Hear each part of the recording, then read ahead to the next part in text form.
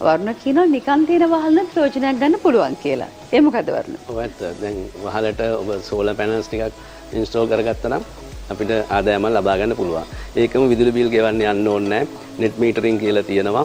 අපි පරිභෝජනය කරපු ඒ විදුලි ප්‍රමාණය අඩු කරලා අපිට වෙනමම ගෙවීමක් කරනවා විදුලි බල මණ්ඩලයෙන්. ඒ සඳහා ඔබ මුලදීම සැලසුම් කරන්න ඕන සැලසුම් වලදීම මේ සෝලර් පැනල්ස් කොහොමද ඉන්ස්ටෝල් කරන්නේ කියලා.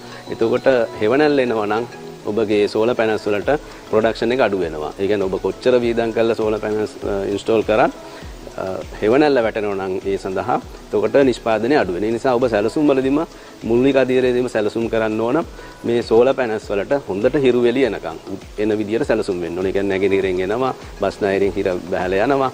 ඉතින් පුළුවන් තරම් අවු රශ්මිය මේ සෝලර් පැනල්ස් වලට ලැබෙන්න ඕන. ඒක මේ සෝලර් පැනල්ස් ගැන කතා කරගෙන හොඳ සෝලර් පැනල්ස් වල රට ගැන හිතන්න ඕන, මැනුෆැක්චරින් කරපු රට ගැන හිතන්න ඕන, වොරන්ටි පීරියඩ් එක ගැනත් හිතන්න ඕන. ඊළඟ ඉන්වර්ටර් කියලා තියෙන වටිනම අංගය තමයි ඉන්වර්ටර්. මේ ඉන්වර්ටර් එකත් හොඳ වර්ගයේ ඉන්වර්ටර් එකක් වෙන්න ඕන. එතකොට ඉන්වර්ටර් එක ලයිටිං ඇරෙස්ටර්ස් කියලා තියෙනවා, අකුණු සන්නායකම ඉන්වර්ටර්ස් වල තියෙනවා. ඒතර ඔබ නිතින්ම පරීක්ෂා කරන්න ඕන අකුණක් මාර්ගයෙන් මේව හානිදායක වෙලාද කියලා. එතකොට ඊළඟ අකුණේදී ඔබේ සෝලර් පැනල්ස් වලට හානි වෙන්න පුළුවන්. ඒකින්ද ඉන්වර්ටර් එක ගැන නිතින්ම පරීක්ෂා වෙන්න ඕන. ඒ රතු පාට ලයිට් එකක් තියෙනවා, කොළ පාට ලයිට් එකක් තියෙනවා, මොන ලයිට් එකද දැල් වෙන්නේ කියලා. ඒ නිසා ඔබගේ හානි අකුණු සන්නායකගේ හානි වෙලා නැtei කියලා ඔබට විශ්වාසයක් තියෙන්න ඕන නිතින්ම පරීක්ෂා කරන්න.